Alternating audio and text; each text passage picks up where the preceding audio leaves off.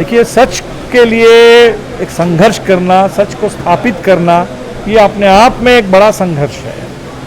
जहाँ सरकार बुलाना चाहती है वहाँ याद को संजोए रखना, ये अपने आप में एक संघर्ष है। नमस्कार, मैं विष्णु नारायण द बिहार मेल के लिए पटना से और पटना में भाकपा माले के कार्यालय से। अभी यहाँ एक कन्वेंशन था, एक तरीके से एक संवाद था, एक डॉक्यूमेंट्री भी दिखाई गई जो कोविड की सेकेंड वेव में किस तरीके से बिहार तबाह हुआ और बिहार परेशान रहा, उसको लेकर के एक डॉक्यूमेंट्री भी यहाँ दिखाई गई। और हमारे साथ उस डॉक्यूमेंट्री और उसके अलावा कोविड के मसले पर या उससे जुड़ी तमाम झंझावातों पर बात करने के लिए कॉमरेड दीपंकर भट्टाचार्य। सर, आपको लगता है कि ये जो मसला आप लोग जिसको उठाने की कोशिश कर रहे हैं वो वाकई आम जनमानस को कनेक्ट कर रहा है? बिल्कुल करेगा, बिल्कुल करेगा। हमें लगता है कि देखिए, दो बातें होती हैं कि एक तो है कि कुछ चीज़ें हैं जो स्थापित होती हैं, और जो स्थापित चीज़ें हैं अक्सर लोग कोशिश करते हैं कि उसी के इर्द गिर्द हम बात करें। तो महामारी तो एक नई महामारी थी और ये अनुभव लेकिन लोगों के लिए बिल्कुल नया था। वो जो स्पेनिश फ्लू का अनुभव है वो पुराना इतिहास में था, लेकिन हमें लगता है कि हाल के दिनों में इतने बड़े पैमाने पर देश में तबाही मची हुई है और जिस महामारी के साथ लॉकडाउन भी आया तो लोगों के रोज़ी रोटी से लेकर के जान माल सब कुछ, और वो भी सिर्फ गरीबों का नहीं, गरीब तो अक्सर ही मान लीजिए बहुत तरह तरह की बीमारी में मरते रहे हैं। तो बिल्कुल इस समाज में जो संपन्न लोग हैं, खाते पीते परिवार के लोग हैं, जिनके पास शायद पैसों की कमी नहीं है लेकिन ऑक्सीजन तो नहीं मिला। आप करोड़ों रुपया दे दीजिए, ऑक्सीजन कहाँ मिलेगा अगर उसका उत्पादन नहीं किया गया तो हमें लगता है कि एक मुद्दा बन रहा है। और ये ज़रूर आपने जो कहा कि सरकार की पूरी कोशिश है, सरकार का भरोसा है कि पब्लिक मेमोरी शॉर्ट, तो लोग भूल जाएंगे, लोग एक तरह से ठीक है, और बल्कि सरकार तो इसका श्रेय लेना चाहती है कि thank you Modi ji, thank you Nitish ji, आपने वैक्सीन दिलवाया। तो हमें लगता है कि लेकिन उस पर भी मुफ्त लिखा हुआ है जगह जगह। हाँ, उस पर भी मुफ्त लिखा हुआ है कि मुफ्त वैक्सीन दिलाई है, मुफ्त वैक्सीन, जबकि मुफ्त का जो पैसा है वो तो सरकार का फर्ज बनता है और पैसा जनता का है, तो सरकार तो कहीं से अपने जेब से पैसा नहीं लगा रही है। खैर, तो हमें लगता है कि हमने जो लोगों से जो बात की तो हमें लगा कि इसमें ज़रूर लोगों में पीड़ा बहुत है, तकलीफ़ है, गुस्सा भी है, इसीलिए ये करना ज़रूरी है। ये ऑटोमेटिक हो जाएगा ये मुझे नहीं मानना है, लेकिन अगर इसको एक आंदोलन में हम तब्दील नहीं करेंगे तो हमें लगता है कि हम लोगों से चूक होगी, क्योंकि ये देश में ये लोग मानते हैं कि हेल्थ और एजुकेशन ये उसमें धड़ल्ले से प्राइवेटाइजेशन हो रहा है और उसका खमियाजा इस बार हमको सबसे ज़्यादा भुगतना पड़ा। इसलिए हेल्थ और एजुकेशन को अगर लोकतांत्रिक आंदोलन का, जन आंदोलन का मुद्दा बनाना है तो उसके लिए बहुत बड़ा अवसर है ये, और इसीलिए हमने ये चुनौती ली है कि इसको कोविड की जो एक तबाही है इससे हमको गुजरना पड़ा है, अभी भी पड़ रहा है, तो इससे कुछ निकले।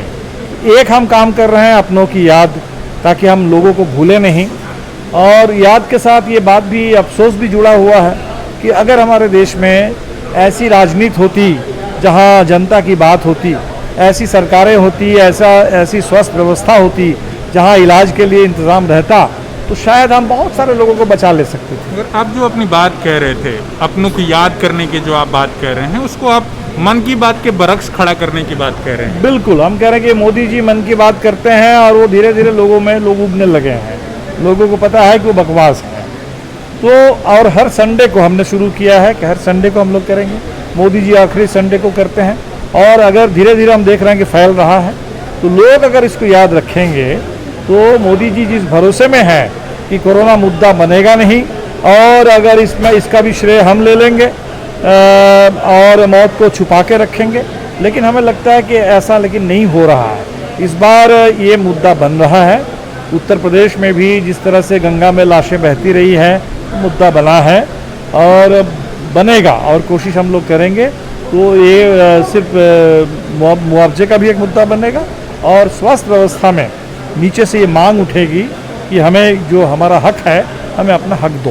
काफ़ी लोगों द्वारा जो वितरित किया जा रहा है, जो पत्रिका या पुस्तिका कह सकते हैं, उसमें बिहार के स्वास्थ्य मंत्री मंगल पांडे के हवाले से यह दावा किया गया है कि कोरोना लहर के दौरान बिहार में अस्पतालों में मरीजों को दिए जाने वाले ऑक्सीजन की कोई कमी नहीं थी, एक की भी मृत्यु ऑक्सीजन की कमी से नहीं हुई है। उनका यह दावा पूरी तरीके से झूठा, जो आप लोगों ने अपनी ओर से लिखा है इन सारी चीज़ों को। इसके अलावा राज्यसभा में या सदन के पटल पर जिस तरीके की जवाब दिया है सरकार ने कि कोई मौत जो है ऑक्सीजन की कमी से नहीं हुई, सरकार के इस बयान को आप किस तरीके से देखते हैं? ये झूठ है, ये अपमान है, ये मानवता के खिलाफ है। इसका मतलब है कि सरकार को पता है कि मौतें हुई है, कि हमें फर्क नहीं पड़ता। कुछ अगर गरीब लोग मर गए, कुछ 2-4-5 लाख लोग मर गए, कोई फर्क नहीं पड़ता। तो ये झूठ सिर्फ नहीं है, ये एक तरीके से सरकार का एक एरोगेंस है कि भाई इससे क्या फ़र्क पड़ता है, क्यों हमको सच बताना है। तो ये इस समय बहुत बड़ा अपराध, कोविड में कोई इंतज़ाम ना करना, टेस्ट ना करवाना, ऑक्सीजन का समय रहते तैयारी नहीं करना, ये सब हमें लगता है कि गिना जाएगा कि हिंदुस्तान में जनता के खिलाफ, मानवता के खिलाफ एक बड़ा अपराध हुआ है और एक तरीके से सत्ता प्रायोजित एक जनसंहार, नहीं तो हम इतने लोगों को नहीं खोते। तो इसीलिए हम इसको एक अपराध के श्रेणी में रखते हैं कि बिल्कुल सरकार ये जो झूठ और एक तरह से लगातार बोले जा रहे हैं विधानसभा में, राज्यसभा में, लोकसभा में सभी मंत्री, तो उनको लग रहा है कि इससे फ़र्क नहीं पड़ेगा। तो वो बताने का समय आया है कि नहीं, झूठ बोलोगे तो निश्चित तौर पर उस झूठ का खामियाजा सज़ा तुम्हें भुगतनी पड़ेगी। इस पूरी डॉक्यूमेंट्री के फिल्मांकन के दौरान आप लोग अलग अलग जगह गए और आप लोग के अब नंबर ऑफ MLAs की संख्या भी बढ़ी है।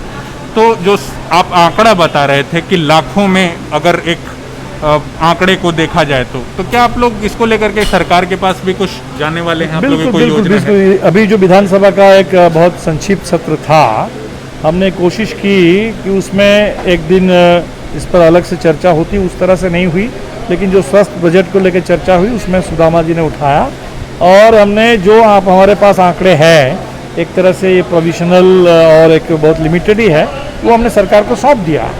ये पूरा जो आपने देखा यहाँ पूरे तालिका हमारी लंबी सूची थी, वो सरकार को हमने दिया। हम हाई कोर्ट में भी जाएंगे और हाई कोर्ट से भी आग्रह करेंगे कि हाई कोर्ट अपनी निगरानी में इस पूरे मामले की जांच करवाए कि बिहार में, क्योंकि हमने जो देखा है हमारा आकलन कह रहा है कि कम से कम 20-25% अभी गुना ज़्यादा है। हम जितने 4% गाँव का मोटे तौर पर हमारे पास अध्ययन है और 4% गाँव से ही हमें 8,000 के आंकड़े मिल गए हैं। तो 4% गाँव से अगर 8,000 के आंकड़े होते हैं तो उसको अगर आप एवरेज मानिए, और वो जो कुणाल जी कह रहे थे कि ये थोड़े से विकसित गांव हैं, ये इसके साथ पिछड़े इलाके, दूर दराज के इलाके को जोड़ दे और शहरों को भी जोड़ दे, तो कुछ नहीं तो 2 लाख तो मिनिमम बनता है। 2 से 4 लाख के बीच में कोई भी आंकड़ा होगा पूरे बिहार के लिए, बहुत बड़ी तबाही है। सरकार, आपको लगता है सरकार कभी इस बात को स्वीकारेगी भी? सरकार के भीतर या अलग अलग सरकारों के भीतर इतनी संवेदनशीलता बची है? बची तो नहीं है, लेकिन हमें लगता है कि वो सरकार को स्वीकार करने के लिए मजबूर करना पड़ेगा। ये सच को देखिए, सच के लिए एक संघर्ष करना, सच को स्थापित करना, ये अपने आप में एक बड़ा संघर्ष है। जहाँ सरकार बुलाना चाहती है वहाँ याद को संजोए रखना, ये अपने आप में एक संघर्ष है। इसीलिए हमें लगता है कि सरकार तो अपने आप नहीं करेगी, कोई हृदय परिवर्तन तो नहीं होगा, ये हत्यारी सरकार है। लेकिन अगर बहुत क्रूरता के साथ पेश आ रही है, तो इस तरीके के सरकार की जहाँ क्रूरता है लोगों के प्रति, वहाँ लोग अगर दबाव बनाएंगे तो सरकार को निश्चित तौर पर झुकना पड़ेगा। और तब ये धीरे धीरे हम स्थापित करना है कि इस अगर आपको सरकार चलाना है तो आप इस तरीके से नहीं चला सकते। हिंदुस्तान जैसे देश में लोगों का हक है, और इस क्रूरता के साथ, संविधानहीनता के साथ झूठ बोल करके आप लंबे समय तक देश में राज नहीं कर सकते। इस बात को हमें स्थापित कर देना है देश में। बहुत शुक्रिया सर हमारे साथ बातचीत करने के लिए। तो हम यहाँ कॉमरेड दीपंकर भट्टाचार्य से बातचीत कर रहे थे, जो इस वक्त पटना में है, कि किस तरीके से सरकारें जरूर संवेदनहीनता का शिकार हैं, मगर हम आंदोलन के माध्यम से ये कोशिश करेंगे कि ये सवाल जो हैं सदन के पटल में भी रहें और जनता के बीच भी। द बिहार मेल के लिए पटना से विकास के साथ बहुत धन्यवाद।